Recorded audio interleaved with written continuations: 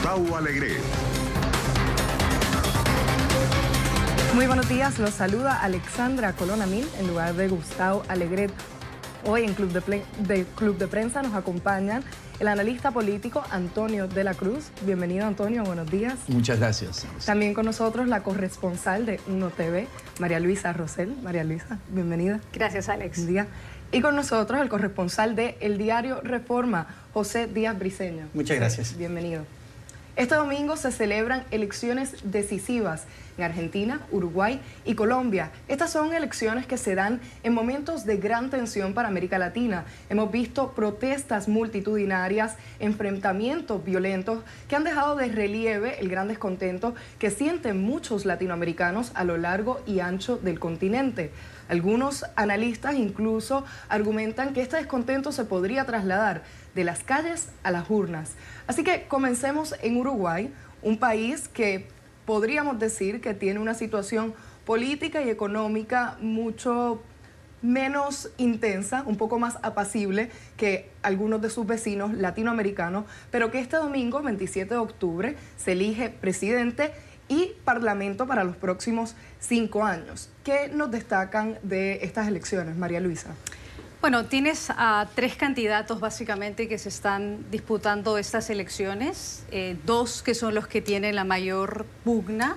Por un lado, la izquierda liderada por Daniel Martínez, que tiene, según los últimos sondeos, más o menos un 40% de la preferencia del electorado, que pertenece al partido El Frente Amplio. Por el otro lado está Luis Lacalle, que es el hijo del expresidente del Uruguay, Luis Alberto Lacalle, que representa a la derecha del Uruguay, del Partido Nacional, y que tiene más o menos en las últimas encuestas un 26% del electorado a su favor. Y el Partido Colorado, que ha sido un partido importante dentro del Uruguay, está un poco rezagado con el 7% más o menos, entre el 7 y el 10% de las preferencias del electorado. Los 2 grandes temas que yo veo en esta contienda electoral en el Uruguay son la parte económica y la parte de la seguridad interna, la parte de la seguridad ciudadana, que ha sido un tema que en los últimos años en el Uruguay preocupa a los uruguayos. Uruguay es un país pequeño en el cono sur, tiene 3,5 millones de habitantes, y nunca uno hubiera pensado que el tema de la inseguridad ciudadana sería uno de los temas principales, pero es en este momento un tema relevante para el electorado uruguayo. En el tema económico, la disyuntiva que tienen que hacer los electores uruguayos en ese momento es si apoyan las políticas de reducción a la pobreza a través de los programas sociales que se han implementado en los últimos años en el Uruguay, o si más bien están por la apuesta de un ajuste fiscal, que es lo que propone la derecha uruguaya en este momento, del candidato Luis Lacalle y del Partido Nacional, y cómo es que se puede mantener una reducción de la pobreza, que es lo que había alcanzado Uruguay en los últimos 10 a 15 años, si es que se tuviera que hacer un ajuste presupuestario, un ajuste fiscal. Y por el lado de la seguridad, un tema que preocupa muchísimo en este momento a los uruguayos y que preocupa en realidad a la región, es el trasiego de drogas a través del Uruguay. Uruguay se ha convertido en los últimos años en uno de los lugares que es corredor para la salida de cocaína, básicamente. El narcotráfico es una de las grandes sombras en la política uruguaya en este momento. Es una de las grandes preocupaciones por dos cosas. Una, por el tema de seguridad, y el otro por el tema económico. Desde el punto de vista de seguridad, en julio de este año se descubrió que un contenedor que salía desde el Uruguay y que iba hacia Francia, tenía más de 500 kilos de cocaína. Una semana o unas pocas semanas después se descubría que había un cargamento que salía desde las aduanas del Uruguay, desde el puerto de Montevideo, hacia Hamburgo, con 4.500 kilos de cocaína. Es un problema, por supuesto, para el Uruguay. Uruguay depende grandemente de exportaciones, y en este momento uno de los grandes llamados que se está haciendo en Uruguay, y es uno de los temas de discusión de política interna en el Uruguay, es la pertinencia de que Uruguay se acople a un mecanismo internacional de protección de aduanas para que haya mayor verificación. En Montevideo, que es un puerto tan importante en el cono sur, no hay una infraestructura adecuada para los controles aduaneros y parece que esa es una de las grandes falencias. Y por supuesto el tema de lo que significa tener narcotráfico en esa zona. Y desde el punto de vista económico, importantísimo porque Uruguay, como decía antes, depende de las exportaciones y no quiere tener esta sombra del narcotráfico en el tema económico y en el tema de sus exportaciones.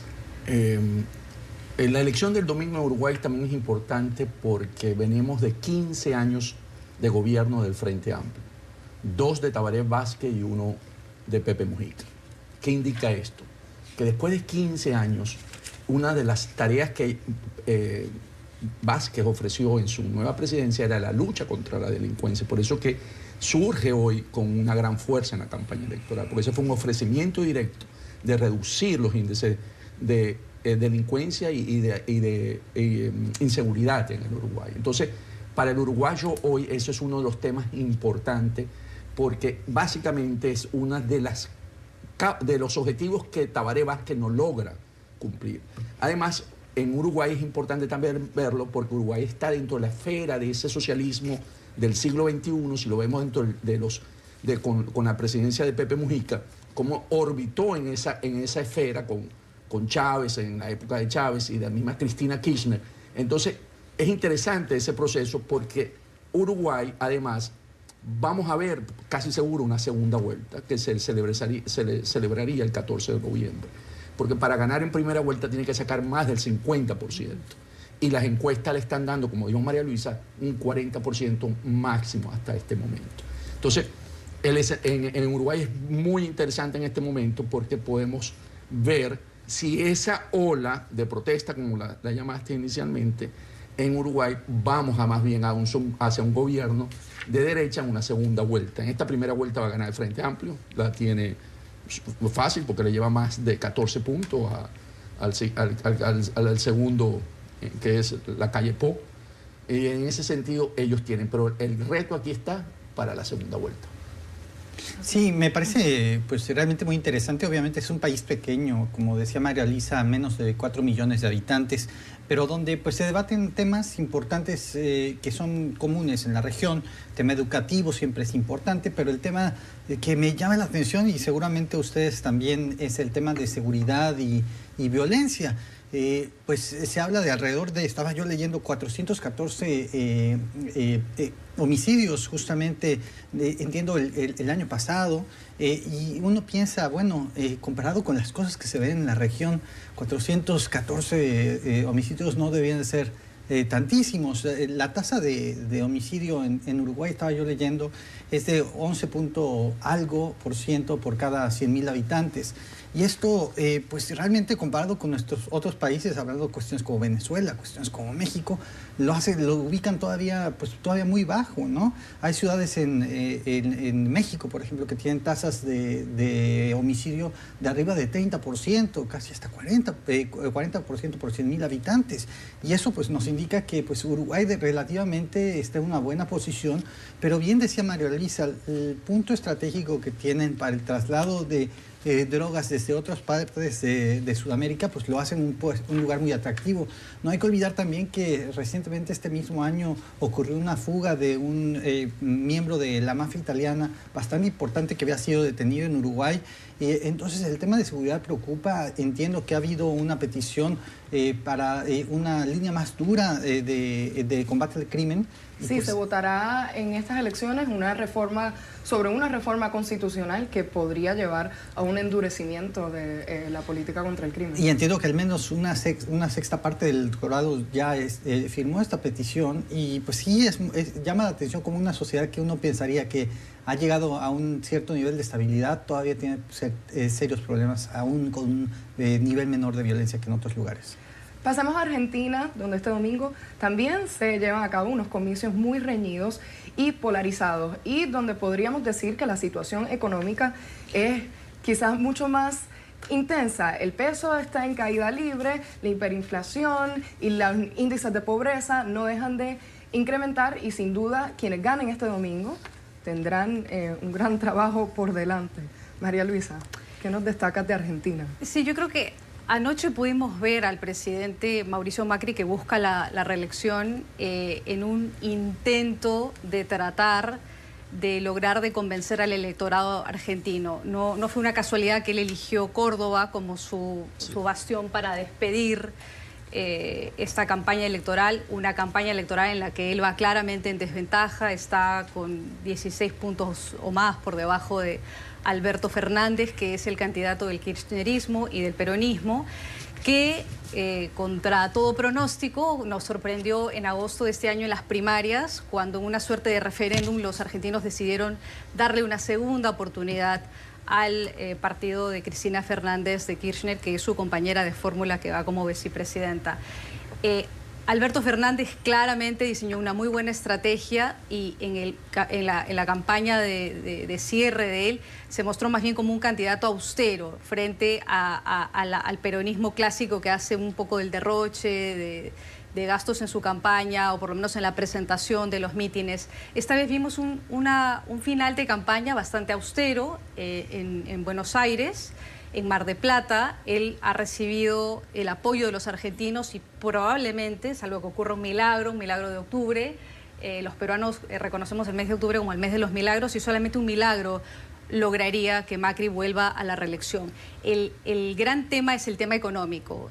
Argentina enfrenta una serie de deudas, su déficit fiscal es abrumador y la política que ha implementado el Fondo Monetario Internacional para ayudarlos, para lanzarles una especie de salvataje y sanear su economía, está en discusión sobre la mesa. Los argentinos ven con mucho escepticismo esa política que ha implementado el Fondo Monetario con el presidente Macri, que además no es un tema nuevo, no es un tema de Macri, es un tema que se arrasa desde comienzos del 2000, cuando Argentina se vio inmersa en una crisis económica tan severa que terminó con la caída de una serie de presidentes.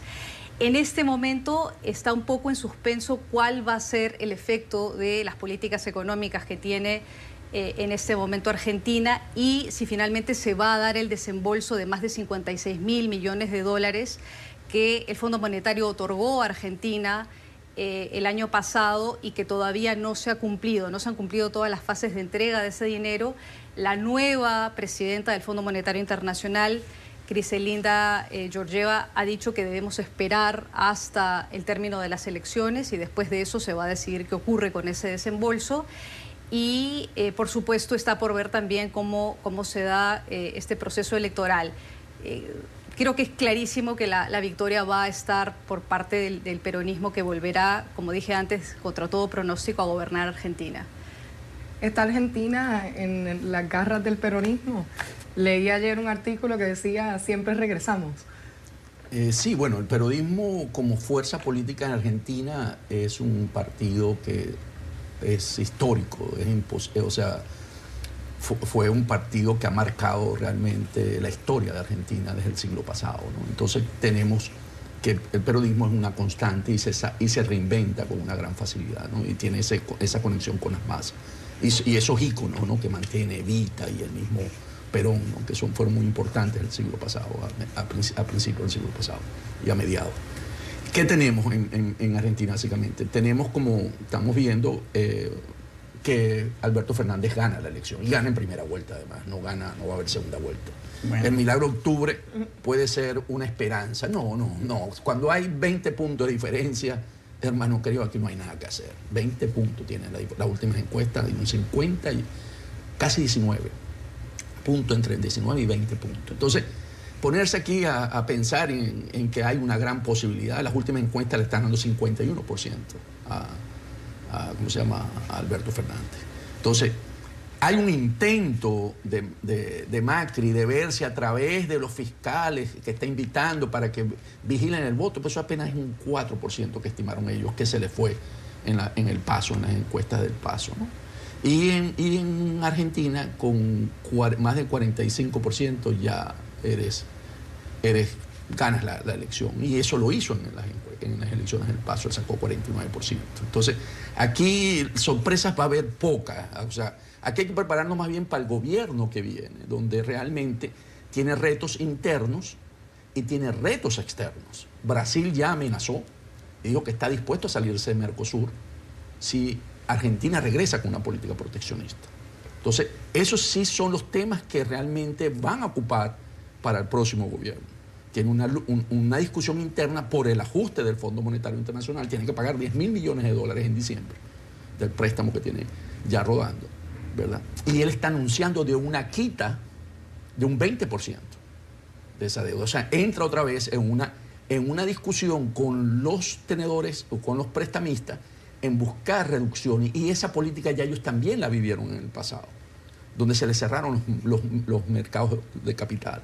Entonces, realmente el reto lo tienen es para lo que viene. Yo creo que Argentina enfrenta una crisis profunda y vamos a ver cómo Alberto Fernández, y además la disputa entre los dos liderazgos, tanto de Cristina Kirchner como de Alberto Fernández, que ya una vez en gobierno le renunció porque no compartía cuando ella era presidenta. Entonces, también viene el reacomodo interno entre dos liderazgos que van a querer marcar su propio perfil, porque Cristina tiene su estilo muy populista, muy anclada en los sectores, y es más moderado Alberto Fernández y va a buscar a lo mejor un poco más de consenso, pero esa pugna también la vamos a ver en los próximos meses. Sí, la verdad es fascinante en términos de análisis político. Es trágico si uno está viviendo en Argentina con todos los efectos de la crisis.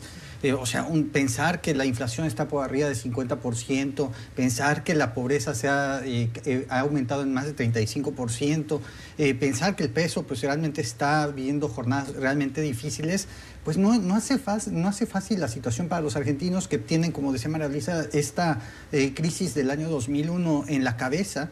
Y realmente el tema, creo que todavía Macri está aferrado a creer que hay un milagro de un posible balotaje y que le dé un campo de maniobra más hacia adelante.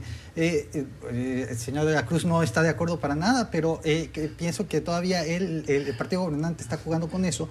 Pero sí es cierto que ya ha habido discusiones, sobre todo en el tema económico, sobre cómo podría ser una transición pues realmente funcional, porque todo el mundo vimos lo que ocurrió en las elecciones de paso, pero donde se cayó la economía prácticamente al día siguiente, y ese es el gran temor que hay ahora una vez más en los mercados, que se profundice esa crisis de una manera tan rápida. Y ha habido conversaciones entre los equipos de ambos candidatos y hay que ver exactamente porque qué medidas está dispuesto a tomar previo a la salida del gobierno, el gobierno de Macri, si es que pierde. Eso me parece que es crucial, porque han dicho que medidas drásticas y que vayan contra el legado del presidente Macri, si es que lo tiene con esta crisis, serán imposibles. Es muy interesante, Alex. Yo coincido con mis compañeros en que la situación en Argentina es bastante compleja y que es muy probablemente que gane efectivamente Alberto Fernández. Es interesante ver la gran dificultad que tiene Mauricio Macri de ponerse del lado del argentino de a pie. No solamente porque los argentinos puedan discrepar con las políticas o no del Fondo Monetario o con la facilidad que el gobierno argentino ha aceptado porque no le queda otro camino a aceptar las pautas que ha dado el Fondo Monetario Internacional, sino porque en su discurso, a la hora que habla el presidente Macri como candidato y como presidente, no logra entender las necesidades del argentino de a pie, que, como muy bien describía Pepe, está sintiendo en el bolsillo en la precariedad de su economía, las grandes necesidades y la urgencia de sanear la economía argentina, porque no tiene dinero para pagar la renta, porque tiene un desempleo muy alto, y Mauricio Macri no ha logrado articular un mensaje. Yo creo que pierde por eso. Alberto Fernández ha sido muy astuto en cautivar al electorado, no porque sea un gran estadista y porque tenga un gran discurso, sino porque Mauricio Macri no ha logrado mostrar en su discurso que es capaz de llegar al ciudadano de a pie argentino. ¿Qué pasó con Mauricio Macri? Mauricio Macri, con su capacidad gerencial, ¿verdad?, y que venía del sector privado, pensó que podría administrar bien las haciendas de Argentina. Entonces, en un déficit que le deja el peronismo a él, ¿verdad?, un déficit fiscal que él tuvo que buscar cómo, ¿verdad?, salir de ese déficit, él no es oportuno en la toma de las medidas, se tardó mucho. Cuando él tuvo la popularidad que ganó, que tuvo que haber venido, porque el fondo fue hasta generoso con él, esos 54.000 millones ya hoy no los da el fondo. La última fue Grecia, ¿verdad? Y él en ese sentido se tardó mucho. Entonces el efecto de eso, de las medidas para restringir el gasto público y hacer efecto y que se viera en la economía ese préstamo, le afectó a esa clase media ¿verdad? Porque claro, hay el ajuste, pues como en cualquier casa, cuando tenemos que ajustarnos el cinturón hay que recortar algunos gastos, y eso es lo que le cobran en ese sentido. Él no logra convertir ese éxito de él en voto y perdió mucho tiempo. Yo creo que Macri, si lo hubiese hecho hace 2 años, a lo mejor hoy estuviera recogiendo el fruto, pero lo hizo muy tarde. Con ese comentario vamos a hacer una breve pausa, pero ya volvemos con más de Club de Prensa. No se vayan. Bienvenidos nuevamente, los saluda Alexandra Colonna Mil. Hoy en Club de Prensa nos acompañan Antonio de la Cruz, María Luisa Rosell y José Díaz Briceño. El pasado domingo los bolivianos fueron a las urnas. En estos comicios el actual presidente Evo Morales se declaró victorioso. Esto a pesar de que observadores internacionales de la Organización de Estados Americanos denunciaron irregularidades y llamaron a una segunda vuelta. A este llamado se sumó la Unión Europea y países como Argentina, Brasil y Colombia. Ahora el Tribunal Supremo Electoral de Bolivia dice que la elección presidencial se repetirá en algunas regiones del país. María Luisa, ¿de qué se trata esto de que se va a repetir la elección en algunas partes? Yo creo que lo que estamos viendo es un entrampamiento político en Bolivia. El candidato de la oposición, Carlos Mesa, no reconoce la victoria de Evo Morales, que el propio Morales dijo que había ganado las elecciones sin esperar los resultados de la autoridad o el pronunciamiento de la autoridad electoral. La OEA, como tú bien has dicho, ha señalado que se tiene que hacer una nueva elección en algunas regiones. Eso es muy complejo porque desde ya la forma como se han desarrollado las elecciones, el llamamiento de la Organización de Estados Americanos a que se realicen nuevos escrutinios y nuevas votaciones en algunas regiones, el hecho de que la oposición no reconozca, los diputados de la oposición no reconozcan los resultados o no reconozcan la victoria de Morales en realidad, o la autovictoria que Morales autoproclamó, en sí ya pone en cuestión el proceso electoral mismo. No sabemos qué va a pasar al final, todavía entiendo que no hay una fecha que se haya determinado para que se inicie ese proceso de nuevas votaciones en algunos lugares y todavía no se sabe exactamente qué es lo que va a hacer Evo Morales. Hasta el momento Evo Morales se resiste a cambiar su opinión. Él dice que ganó las elecciones electorales, 14 años en el poder. Un sector de los bolivianos quería un cambio en el mapa político de Bolivia y claramente Morales no está dispuesto a hacerlo. Así que vamos a ver qué ocurre en las próximas semanas, que van a ser determinantes para los bolivianos. Sí, bueno, la verdad es que es una moneda al aire en este momento, porque lo que queda claro es que de alguna manera el sistema político boliviano tiene los dados cargados hacia el presidente. Hay que recordar que en 2016 hubo este intento para limitar los términos del mandato de Evo Morales y la Corte misma le dijo que sería una violación de sus derechos humanos.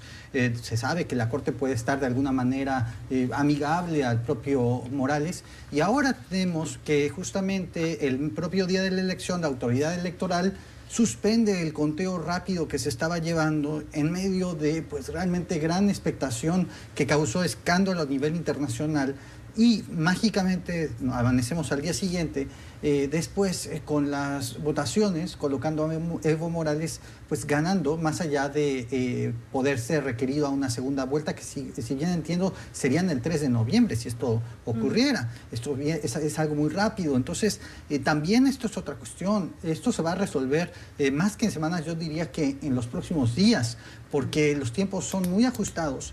Y no veo cómo exactamente Evo Morales se eche para atrás, porque él busca mantenerse en el poder, ya sea por cuestiones legales o porque él mismo gusta de estar adelante. Tiene a su ventaja que la situación económica no es la de otros países del socialismo en América Latina, pero sí es importante para ver los límites de la acción internacional.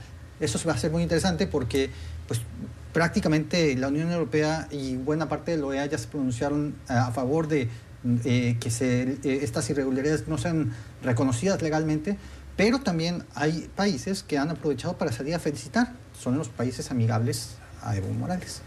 Sí, en el caso de Bolivia ocurre eso que tú dices, es una pieza clave dentro del mundo del socialismo del siglo XXI y siempre ha jugado muy cerca con Venezuela y Cuba, ¿verdad? Y Nicaragua son como los 4 grandes aliados, ¿verdad? Del ALBA y de todo. Entonces, Bolivia es muy importante sostenerla en ese sentido, ¿no? Es un país que si logra perderse para el socialismo del siglo XXI es una pérdida y la pueden sentir porque además hay negocio de esa empresa criminal que siempre se habla que existe. Bolivia es un elemento importante que juega en eso. Entonces, ¿qué ocurre? Evo sabía, o los grupos que apoyan a Evo sabían que tenía que ganar en primera vuelta, porque en segunda vuelta contra él. Es alta la probabilidad, porque podemos ver que esta es la máxima votación de Evo en términos de votación y no llega. Cuando tú sumas los otros, es mayoría la oposición. Lo que pasa es que en Bolivia la oposición se quiso medir en una primera vuelta, porque en el momento que toma la decisión, Mesa no era el que estaba despuntando, sino que estaba en 15, unos 15, el siguiente tenía 12, y no quisieron unirse. En ese sentido, si hubieran ido juntos, hoy estaríamos a lo mejor teniendo otra película. Pero bueno, lo decidieron para segunda vuelta. Y lo que tú señalaste, Pepe, es que el quick count, el conteo rápido, lo pararon y eso se ve, eso es costumbre normal, porque yo como venezolano te puedo decir, igual pasa en Venezuela. En México pasó también. Entonces lo paran porque ahí empiezan a suceder cosas que después ponen al candidato oficial a ganar. Entonces, claro, llamó mucho la atención, la OEA hizo un reclamo, lo planteó, pero en ese momento no tomaron en cuenta eso y salió ganando Evo. Ha generado mucha tensión, Mesa está llamando a la protesta, ya empezaron a amenazarlo de que si él sigue llamando a la protesta, van a juzgarlo políticamente. Entonces ya empiezan a poner los mecanismos que generalmente usan esos gobiernos para someter a la oposición. Y lo otro interesante que usan es que sacan a la población civil a luchar contra la población civil. Entonces vemos confrontación entre poblaciones civiles, que es el otro mecanismo que usan. Entonces para poder generar y manchar que Mesa es el agresivo y es el que quiere robarse la elección y no que Evo Morales fue el que se está robando la elección. Aquí hay una pregunta de cuán lejos irá Evo Morales, ¿no? Ya se postula para la presidencia violando los términos constitucionales, lo hace de todas maneras, no sabemos si se va a quedar o no, esto como bien decían se determinará en los próximos días, pero suponiendo que va lo más lejos posible y se queda a pesar de los llamados internacionales, a pesar de las irregularidades, y vemos en Argentina, otro vecino, una posibilidad del kirchnerismo triunfando nuevamente, ¿qué significaría esto para la región, Manuel? Ok, fíjate, si Evo sostiene la presidencia, va a haber sanciones, ¿verdad? Porque es más o menos el patrón que se está usando. Si Evo arrebata la elección y se queda, van a haber sanciones por parte de los Estados Unidos y posiblemente algo de la Comunidad Europea. Entonces vamos a ver también en Bolivia un país que va a empezar a ser sancionado. Entonces lo que estamos teniendo es que todo el club de los malos, ¿verdad?, se están aislando básicamente y las sanciones a la final generan un impacto. O sea, te aíslan porque es el sistema del dólar en ese sentido. Entonces, si tú ves a un kirchnerismo o a un peronismo en Argentina y a un Evo, van a tener que ver cómo articular, ¿verdad? Porque no podemos empezar a ver a la región aislada del sistema del dólar. O sea, porque realmente nos va a perjudicar mucho a los pueblos de esta región, porque van a sufrir como lo estamos viendo en Venezuela y como lo estamos viendo en Nicaragua y como lo vemos en Cuba desde hace mucho tiempo. Yo creo que este caso plantea muy brevemente, Alex, la necesidad de una reforma política a nivel de partidos políticos en toda América Latina, en especial en América del Sur, pero creo que en toda la región. Yo coincido. Hay partidos tradicionales que han desaparecido del mapa político de nuestra región y lo que hay ahora en algunos países, Venezuela, Bolivia, Nicaragua, como bien señalabas, es el deseo de enquistarse en el poder y perpetuarse en el poder por un largo tiempo para sacar beneficio económico y político y poder por largo tiempo. Pasó en el Perú en la década de los 90 con Fujimori. Ha traído grandes consecuencias para la política peruana. Ha sido muy difícil para los peruanos recuperarse de ese largo tiempo en el que el fujimorismo trató de enquistarse y ha querido hacerlo en los últimos años y en los últimos meses también. Y yo creo que estamos viendo fenómenos muy similares en la región en donde lo que ocurre es un caudillismo. Quieren quedarse en el poder, perpetuarse en el poder ante la ausencia de partidos políticos que puedan establecer normas claras en el juego político de nuestros países.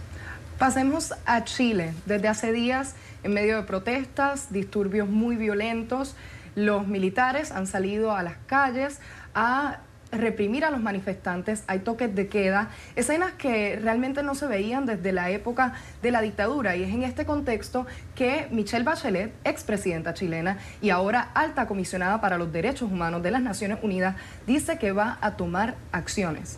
José, ¿de qué acciones en concreto estamos hablando? Sí, bueno, el envío de una misión que me parece que en principio está bien, porque pues sí ha habido muchísimos eventos pues realmente violentos en las calles, pero sí sorprende la rapidez con la que la señora Bachelet se mueve en este tema, ¿no? Eso abre mucha especulación sobre exactamente qué pasa en otros países, porque no se mueve pensando pues que en otros países ha habido crisis todavía violentas más fuertes, ¿no? Pero bueno, dejemos el beneficio de la duda, que va a investigar, pero sin duda ha sido un momento pues de quiebre importante, porque la isla de estabilidad de América Latina, que es Chile, de pronto se ve inmersa en esta ebullición, ¿no? Y sí, o sea, los expertos que siguen la política chilena a diario dicen que básicamente, más allá de la protesta por un simple aumento de la tarifa de un boleto de metro o de justamente el transporte público, va más allá, obviamente, y eso se vio ya en las calles. Esto es un descontento sobre cómo muchas personas en clase media baja y no han podido tener el acceso a un paraíso que está ahí, que es el modelo chileno de éxito de América Latina, de estabilidad. Y hay que ver exactamente qué ocurre en los próximos días, porque las concesiones que hizo el presidente Piñera de aumentar el salario mínimo, de aumentar las pensiones, de bajar algunos costos de los combustibles, me parecen relevantes, pero pues se echó a andar el monstruo de las protestas y no se sabe si será suficiente. La gente en la calle dice, esto me parece ridículo, pero sí me parece que es una enseñanza para muchos gobernantes de América Latina, que si vas a hacer concesiones, hazlas desde antes de que tengas que sacar, en este caso, al ejército de la calle. Pepe, fíjate, tú señalaste el sector de la pobreza.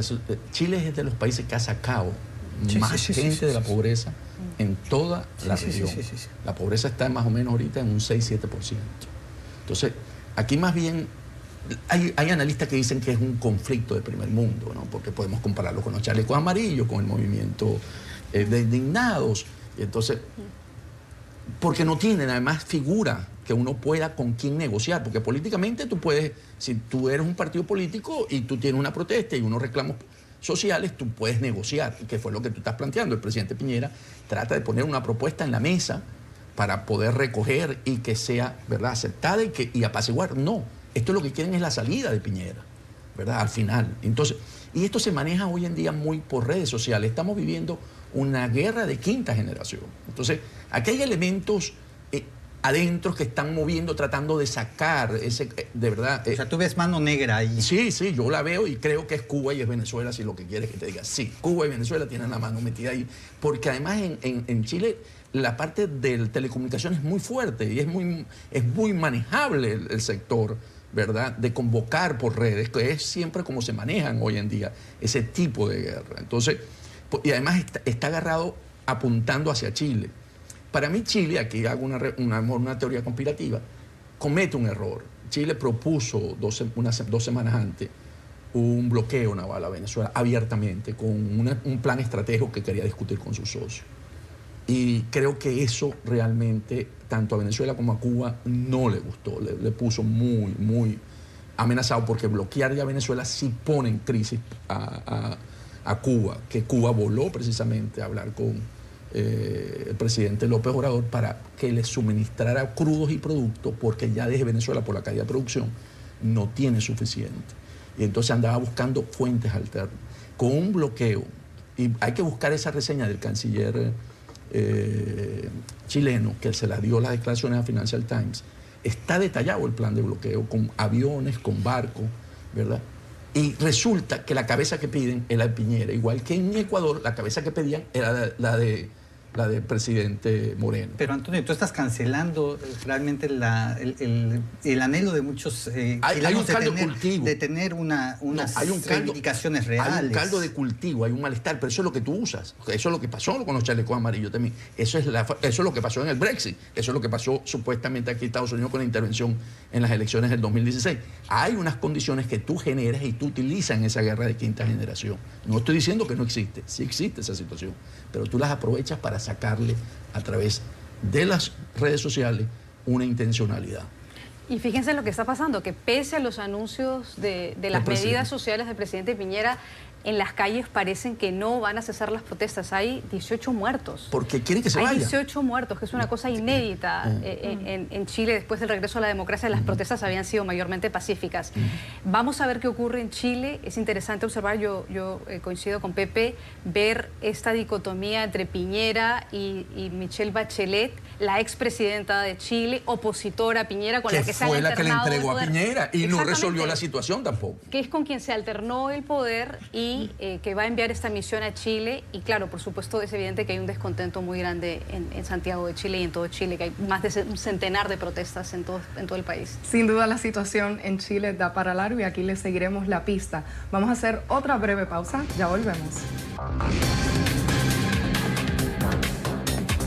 Bienvenidos nuevamente, los saluda Alexandra Colonna Mil. Hoy en Club de Prensa con nosotros Antonio de la Cruz, María Luisa Rosell y José Díaz Briceño. El primer ministro británico, Boris Johnson, consiguió la semana pasada lo que muchos creían imposible, un nuevo acuerdo con la Unión Europea que permitiría un Brexit, digamos que ordenado. El Parlamento, sin embargo, se negó a revisar la propuesta de Johnson en tan corto plazo, pues recordemos que la salida del Reino Unido de la Unión Europea está pautada por ahora para el 31 de octubre, la semana próxima. Esto obligó al primer ministro a pedirle una extensión a Bruselas, cosa que había dicho en reiteradas ocasiones que nunca haría. Ahora el primer ministro tiene una nueva propuesta: más tiempo para revisar este nuevo acuerdo a cambio de elecciones anticipadas. Antonio. Alex, fíjate, ¿qué hace Boris Johnson aquí en este momento? Él políticamente la juega muy bien. Acuérdate, de así de un problema político, él dice: no me quieren aprobar el Brexit que estoy proponiendo, está bien, porque lo obliga además, acuerdan, que pida la extensión. Entonces, bueno, él dice: denme la extensión, se la aprueban hasta el 31 de enero. Pero él sabe que no, él tiene ahorita el brazo alzado, él está ganando en este momento una elección en Gran Bretaña.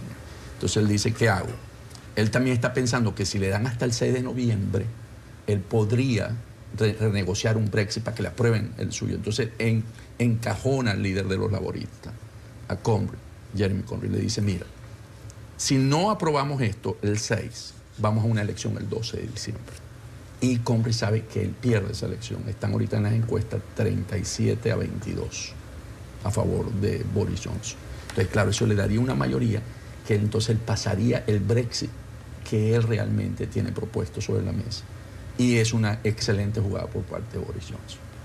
No sé. A mí me parece que no estaría tan seguro. Sin duda creo que es la primera vez que vemos que Boris Johnson tiene mano en todo este arreglo. Y me parece que esto se deriva justamente de haber logrado una suerte de solución justamente a la famosa frontera en Irlanda, que era lo que había estado deteniendo a todos y que finalmente entiendo que fue de alguna manera aceptado informalmente por la Unión Europea para avanzar como un acuerdo de salida del Brexit.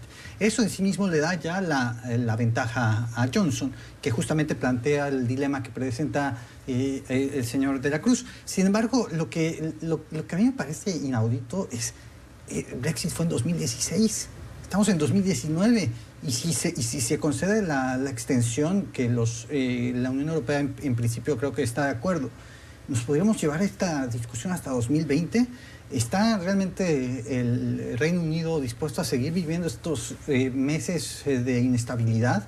A mí me parece que es más pronto que tarde que llegaremos a una solución sobre Brexit. Muy brevemente, solo decir que no queda claro si Boris Johnson va a conseguir postergar la salida del Reino Unido de la Unión Europea a cambio del adelanto de elecciones que ha propuesto, porque en la Cámara de los Comunes necesita por lo menos el apoyo de 2/3 de la Cámara de los Comunes. No se sabe si él cuenta con ese respaldo. Y la otra cosa a señalar, estas idas y venidas, la contramarcha, marcha y contramarcha de Boris Johnson, que como ustedes muy bien han señalado, dijo, sí se puede lograr la salida del Reino Unido de la Unión Europea, se puede lograr un Brexit, y vemos que no es posible una vez que él llega al poder como primer ministro y tiene que desdecirse una y otra vez. Esta semana tuvo una primera victoria en una votación que lo respalda y luego vemos que tiene el rechazo de los parlamentarios británicos. Así que vamos a ver qué ocurre. Un último comentario para cerrar. Escocia libre. Bueno, está planteando que una de las consecuencias que puede traer un Brexit duro es que Escocia vuelva a pedir un referendo para independizarse. Eso es una de las consecuencias posibles de un Brexit duro, porque ellos no votaron a favor de salirse del Brexit. Entonces, sería una consecuencia que generaría internamente. Yo pienso que Boris Johnson en este momento, estoy de acuerdo, necesita las 2/3 partes, pero él puso, como dije, a Jeremy Corbyn en la esquina. Le dijo, ok, o el 6 de noviembre o vamos a ir a una elección, y eso le va a traer, si Jeremy Corbyn no juega políticamente, le va a traer más consecuencias a su partido en el futuro. Con ese comentario vamos a hacer una breve pausa, pero no se vayan, ya volvemos con más de Club de Prensa.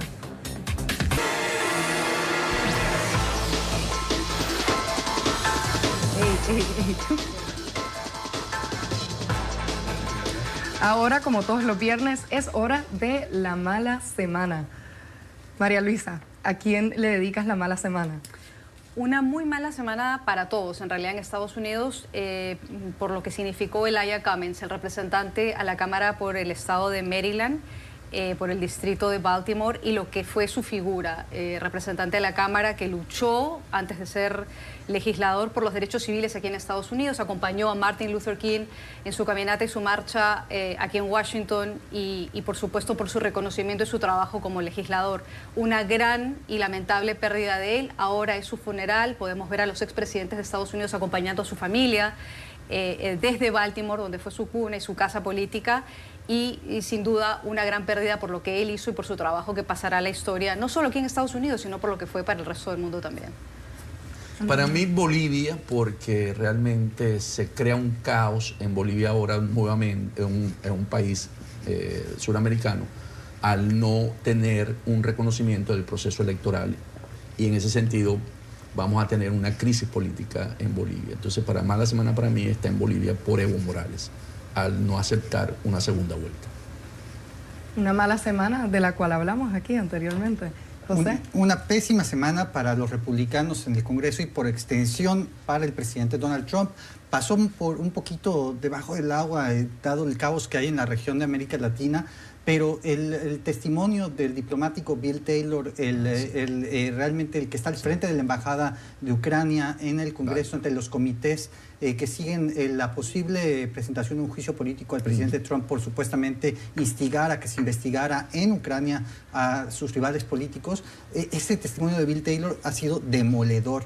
Es prácticamente, confirma todas las sospechas que había presentado el informante anónimo que desató toda esta investigación, y yo no veo cómo en la historia, cuando regresan a leer ese testimonio de 15 páginas, no vean, esto era una conspiración para utilizar la política exterior con fines privados. Con ese comentario y esas malas semanas, hemos llegado al final del programa. Agradecemos a Antonio de la Cruz, María Luisa Rosell y José Díaz Briceño. Muchas gracias por estar con nosotros. Y a ustedes, muchas gracias por su sintonía. Nuevamente soy Alexandra Colonamil en lugar de Gustavo Alegret, y hasta una próxima ocasión.